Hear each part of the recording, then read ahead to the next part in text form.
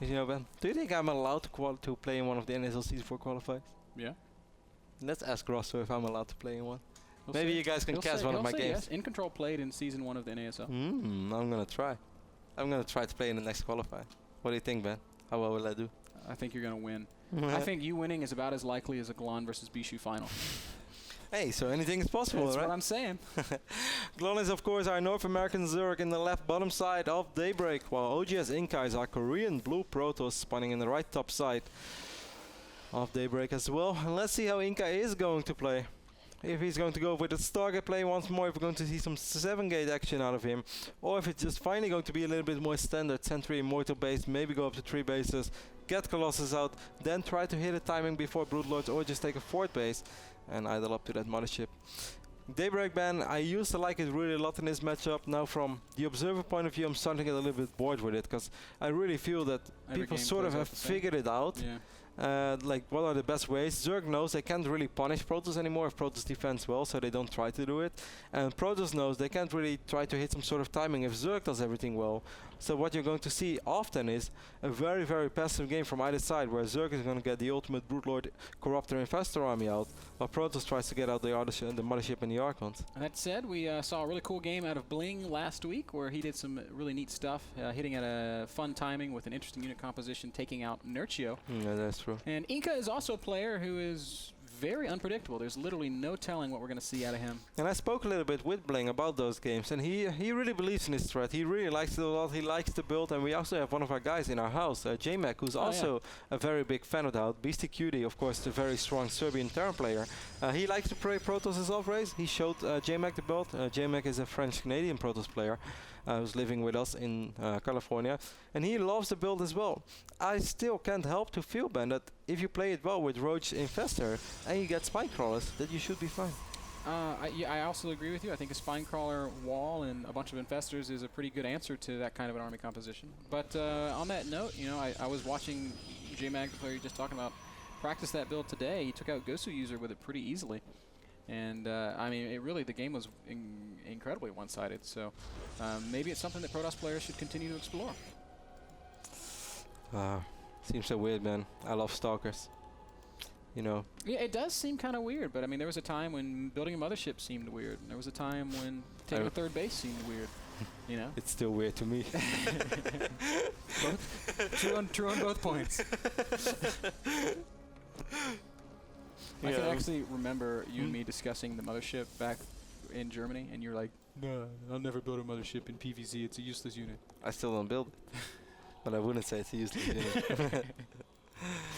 No, I always said the biggest problem back then was that you couldn't really go up easily to 3 or 4 bases. That was the problem at that moment, because we couldn't deal with Stefano's Roach's timings. So that's why I said mothership was not an option, because you couldn't get the economy to do it.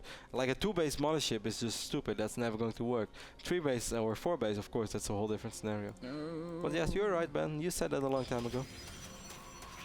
Was an easy prediction to make after you saw some things like Kiwikaki versus Stefano in the IPO. Oh man, I saw that and I screamed. I was in Germany. I will never forget. That was one of my most memorable StarCraft memorable StarCraft II moments. I was watching it together with a very good friend of mine who lives in Germany, and I was watching. I was like, no way, like Kiwi's gonna win that game. Those are the moments, Ben, that you are happy that you are a nerd and you can appreciate those cool things. 3rd base is already down for Glon. It was delayed a little bit. Inca again going to show us the Stargate opening. So, oh, the Zerglings might actually be able to enter the main base. It's not going to happen. I really wish they had tried to. Yeah, because he already saw the Stargate, but he would get the confirmation it's still there. And he's actually going to get 3 Zerglings into the main base as well. Inca, what are you doing? That's a really annoying thing to have happen. These 3 lings might not do much damage, might not do any damage. Oh, nice probe, Micro. Oh, come on, Glon. Don't just throw them away. He just did. He threw, well, there was a Stalker out though, so eventually they would have died, certainly, but he could have definitely run around for a little while. So. Yeah, but it's a lot more annoying when there is only a Zealot than when there is a Stalker. Those lings were much later than we're accustomed to seeing them get in. Yeah, they should have done that. So Glon just droning right now knows exactly what his opponent's up to. One of the good things about those lings getting in is he didn't see any additional gateways. So this base is a little late though. Yeah, it's because the pylon was blocking it. Inca was being really cool about that. So we might see Inca go for the fast third here, or will he throw down the gates? He's going to follow the Void Ray up with Phoenixes this time, man. So we might see a little bit more of that casual Korean Protoss play that we know with 1 Void Ray and then 3, 4, 5 Phoenixes, which you saw MC do for a little while as well. And I kind of like that so much more than double Void Ray openings. Look at this, man. It's going to be a very aggressive third expansion. 8-minute third. Wow, with a Stargate opening. That's what we should mention the most. This is a build that you're never supposed to be able to hold if somebody just makes a lot of roaches and attacks you. We will see. And I say supposed to be, because I'm not gonna call it impossible. He's up 6 workers already. Like he still has a worker lead. That's pretty weird, isn't it? This is 8 minutes and 30 seconds into the game, man. He's still 6 workers ahead. Well, Glon is apparently preparing for what he dealt with on Entombed Valley, and that's the wrong read in this case. But it could be a wrong read that turns out to be the right read if he just attacks. Yeah, but 45 drones, that's not, or 41.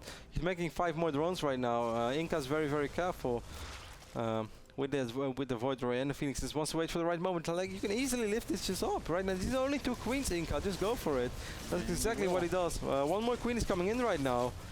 No energy for a transfusion. The queens aren't focusing the Void Ray though. Oh, nice transfuse right there. The Void Ray is focusing the wrong things kind of, and the Void Ray will fall. Wow, Inca a little bit sloppy. Might end up losing a Phoenix Glon's soon. play certainly wasn't perfect there either, but it goes a little bit better for the Zerg, who is going to continue droning now. But I guess Inca is still sort of okay with that, because he's like, you know what, I see what's going on. It's just probe trap. Glon's production cycles aren't making any sense to me, man. He's making a round of drones and a round of units, and this is not how you want to do it. These Phoenixes pick off a queen right now, and they will be able to pick it off. How many queens left? 3 more queens are on the field. Couple of these overlords are falling as well. A little bit sloppy by Glon.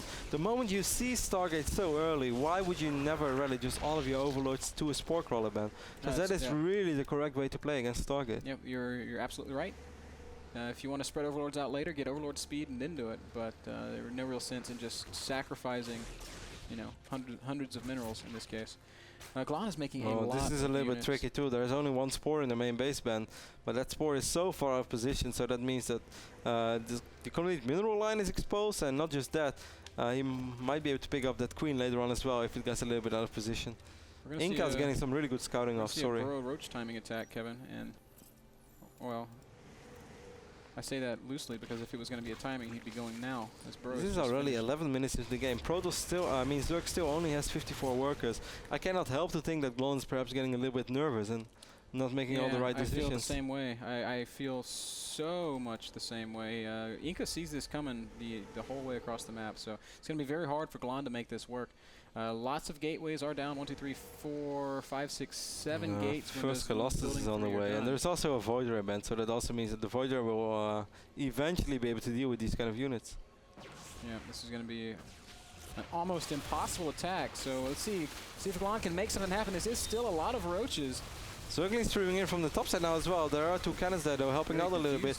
Inca, where are all your units? He has 38 army supply band. I just don't really see it. There we go. There are those sentries. The Nexus is taking a lot of damage, so you might want to force field some roaches. Nexus is going to go down. So nice now force field. Oh my gosh. Not worth it. Oh, there's a cannon in range there. So all those roaches will fall, despite borrowing. All the roaches did fall. And yeah, Ben, this is kind of what you say sometimes in Zerg situation. Now it's Protoss, and Nexus, after all, is only 400 minerals. If you don't take out all the workers, if you don't take out a whole lot of other things, you took out 400 minerals. Yep. And he lost way more. Minerals and some time, and that was a massive, massive loss for Glon. If we look at resources lost, we can see just how massive it was. Wow. 4,000 against 1,600. And it is so silly, because I'm sure that if Glon would normally face the opening that he just did right now on ladder, and he would deal with the air units as he did in the start with those queens, that he would have been in much better shape than he is right now. Phoenix is still killing overlords who still don't have the Spore Crawler parked underneath him. And I think this is a case of nerves, Kevin. I mean, this is a big game. Well, Phoenix did fall there. Open up a time portal. There's a lot on the line. Did you ever realize, man, if a Phoenix dies, it has sort of like this portal thing? I wonder where you can, like, if you jump right in the portal on that moment. Go back to Ire, man. Go back to Ire. Yeah. I think it's Belshire Beat. I can't help to think it's Belshire Beat with all the sexy female Protoss ladies. What does a Protoss lady look like? Oh, trust me, I know. And more importantly, What do you do with them since they don't have mouths? Ew! They don't have what? Because they don't have mouths. They don't have mouths? That's like the best thing ever. I've been dreaming since the day I was born of a woman who doesn't have a mouth. Wouldn't the relationship be so much easier if your woman did not have a mouth? Don't say it's not true, man. Oh, but then you have to wonder, is she going to be like in your head all the time? No. Like you hear her yelling at you inside your brain? That sounds way worse. No, you can shut it off. Kevin Vanderkoy! Just turn off Wi-Fi. You need like a lead helmet, like a Magneto helmet? You just turn off Wi-Fi, you cannot receive. I cannot hear your complaints today. Tinfoil hat? We see 77 pros right now for our Korean Protoss, who's just like, he's slowly but steady creating this sort of invincible Protoss army, and Glon does not have the economy to deal with it. He is getting 2-2 upgrades, so if there's anything working in his favor, you could say that it's the 2-2 upgrades, which is going to be against the most likely 2-1 Stalkers in, well, roughly 90 seconds. Really scary Protoss army. Corruptor count's starting to climb. If we can get to 12, 15 Corruptors, maybe Glon can make something happen. But yeah, but the moment that the Colossus and Void Ray will fall, he's just going to wipe in so many Stalkers. Yep. Like as we can see, he's already adding more and more gates. Right now, Inca has 10 gates already. Oh, he's going to have 10 gates soon. Don't go up the ramp, Glon. You want to fight at the bottom of the ramp. You need good fungal. He does have 5 Infestors, but I would also love want to wait for these 7 Urchins to spawn. Don't fight when they're in production if you can help it. Key moment approaching right here. Oh, and Inca takes a shot, pulls those Lings forward, but Glon manages to bring him back at the proper time. First fungal does land on a couple of these Stalkers, and more fungals will land. And Zerglings are going to go ahead and engage. They kill a lot of Stalkers, and then Glon backs up. Corrupt is so exposed. He did that pretty well. Lost one Corruptor there, and here we go. The fight, Kev. Corruptor's coming in immediately. Target the Colossi. Really good fungals. Roaches dealing a lot of damage. The second Colossus falls. A single Colossus remains. Glon will take that out as well. But as you said, there's a lot of Stalker reinforcements. 26 Roaches in production. An insane amount of Roaches in production right now. There's a Warp Prism in the main base as well. But Inca cannot actually use that Warp Prism right now as he needs all the units at the front. It's very close, and the Corruptors do stay alive. I don't really know what the Corruptors right on this moment, finally, we do see 10 Zealots being wiped into the main base, but at the same time, Inca is backing up. Wow, Glon actually defended that. Incredible defense. Now can he save his hive? That's going to be very important. He has no greater spire. And at the same moment, is he going to be able to keep his fourth base alive? Oh, Inca, multi-pronged aggression here. Is not going to fully commit to it. Glon left some units behind. Hive is looking like it's going to survive. Yeah, we need a greater spire, though. Yeah, Hive is safe. That was a pretty big investment as well, man. That was 6, 7, 8 million Zealots. In that case, I would say pretty not worth it for Inca, who hasn't taken a 4th base, Kevin. This is huge. This nasty Zergling. He's such a hero, Zergling. He's got 2 kills, and he's blocking the Nexus. Medal of Honor.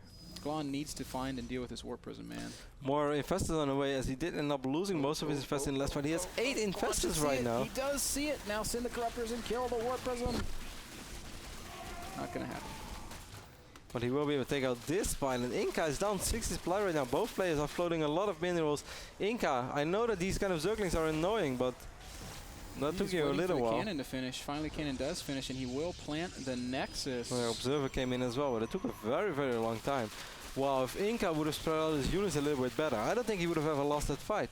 Because I think the fungus were good, but on those moments I always think like, okay, fungus are good, army is still not good enough. But somehow the army was good enough for Glon. The Corruptor count was like perfect because he managed to kill the Colossi fast enough that enough army stayed alive. Warp Prism going to make its way once again into the main base. And these Zerglings have been using stuff. Look. They're just training, man. CrossFit. P90X. Track and field. Uh-oh, Glon, you need to spot this. This would be a huge snipe, and I don't think there's any saving this Greater Spire.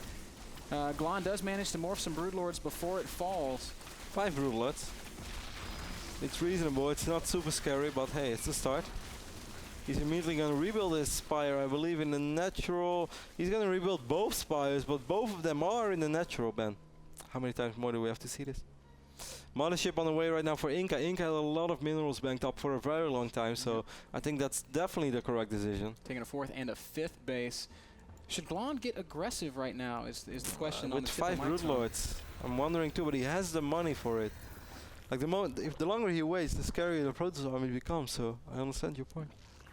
Yeah, I'm not sure. He's making 6 spines, frees up some supply room. He's gonna fill it with infestors and roaches. Also getting 3/3. He's gonna be very strong broodlings. Very strong broodlings indeed.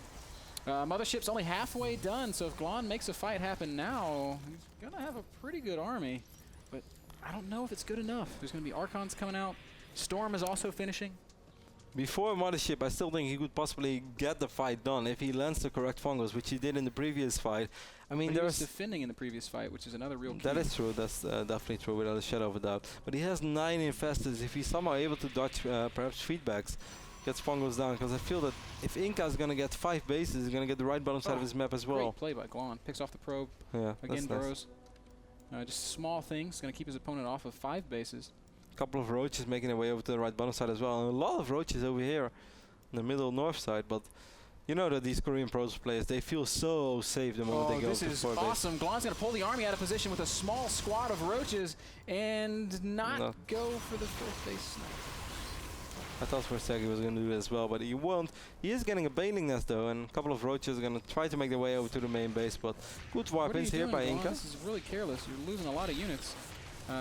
Greater Spire is not ready yet, so it's not like he can replace with Broodlords. A few roaches fighting at the front of the natural, but they're going to be stopped by just a Zealot, a Stalker, and a Cannon. Good control by Inca there. Yep. Is he going to dodge a shot with a blink, you think? I think. Now, Glon should have seen the Mothership. He apparently did, as we've got some Overseers in the army. And this is still a very close game. Much like you predicted at the beginning, Kev, this has just become a very passive ZVP map, and there's really no way to tell which way it's going to go. Glon is just making as many corruptors as he can right now. Only has 6 out at the moment, 4 more in production. He's going to need to kill this Mothership pretty quickly. The good thing for Glon is, though, Ben, that he has a lot less workers than Inca. So if they fight one time while he's maxed out, he has 8 more Broodlords on the way. That's going to bring him up to 13 Broodlords. Oh, army a little out of position. Be careful. I mean, keeps the roaches 13 Broodlords suddenly is very scary. Do we have Neuro Parasite? We don't, and I think that's a big shame. When you have this much money, he doesn't have that much gas, but still, Neuro is a must. Yeah, I think there's no reason not to, honestly.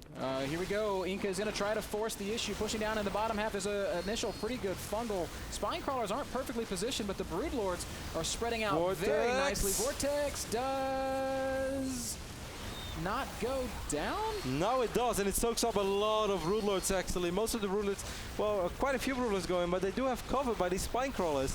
Infestors are running around really carelessly. A lot of infested Terrans being spawned in the Vortex, really a lot of them. Broodlord still firing in, and it's impossible to say which way this fight's going to go. Archons do pop out, but are there enough? There's not enough. The Broodlord count is too high.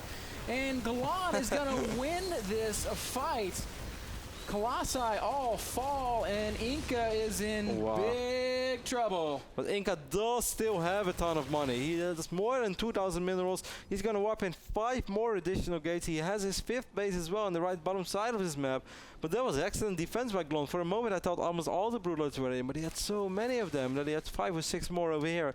The Spinecrawler is helping out. All those infested Terrans being spawned into the Vortex. That's really helped out so much as well. That's actually painful as well, because now Inca can't keep tabs on this army. He's got no control of Zelnaga towers. Glon, I think this is your moment, my friend.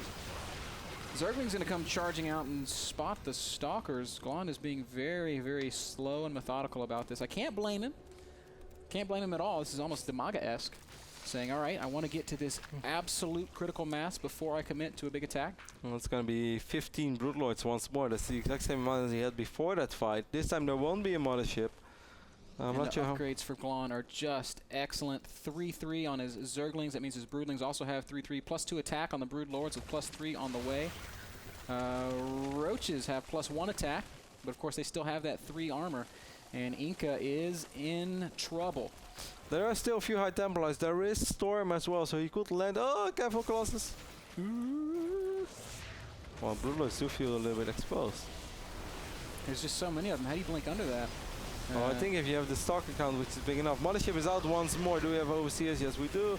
He could potentially feedback a couple of them. Zealots up at top left, getting cleaned up nicely there. Glon reacting beautifully as he continues to attack into this 4th base. Storms are excellent, killing a lot of Zerglings, but the Broodlord count is just through the roof. More Storms going down, but look how fast everything on the ground dies. 3/3 Broodlings, +2 Broodlords. Roaches streaming out. Neuroparasites also finishing up. And beautiful fungals by Glon, who is going to eliminate the final Korean from this NASL qualifier. Inca's supply dipping momentarily down below 100. He's not ready to tap out yet, but it is looking very grim for the former OGS Protoss. It's absolutely crazy. Nice game by Glon, and as you said, there's just nothing that Inca's going to be able to do anymore. Neuroparasite is ready as well. Is he going to Neuro the mothership?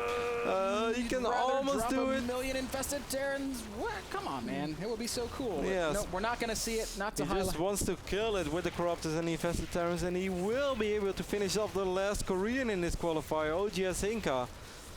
Wow. I don't know what to say anymore, Ben. Impressive play from Glon, trying to make a bit of a name for himself here. He's going to go on to play against Bishu. How is this our final? Oh, man. Unbelievable. Third base goes down. And Inca. Nice. Obviously, he does not want to Give up just yet. tap out just yet, but unfortunately, there's just nothing that he's going to be able to do. There's too many Broodlords. There it is. GG Glon, your winner. Bishu versus Glon will be The final. our final. It will be a best of 5 final, ladies and gentlemen. Unbelievable, incredible play there. What a story between both these guys, and it's going to be so much fun for us to follow them in the NASL season for a regular season, because we know where they came from. Like, people are going to tune in by next season, and they're going to see guys like Puma play against Glon, and they're going to be like, who is Glon and why is he in this league? Well, he maybe won this qualifier, that's why he's in this league. Or it is going to be Bishu, one of those Europeans who've been around for so long, but never really separated him from all the good other Europeans. Like Bishu, we always know he's a good Protoss. We would say somewhere between like top 8, top 15 Protoss players in Europe, like somewhere around that. He's always good.